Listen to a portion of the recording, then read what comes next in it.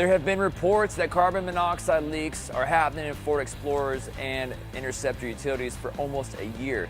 And the Drive reports that the automaker is finally announcing that it will offer to pay the 1.4 million vehicles affected by the issue.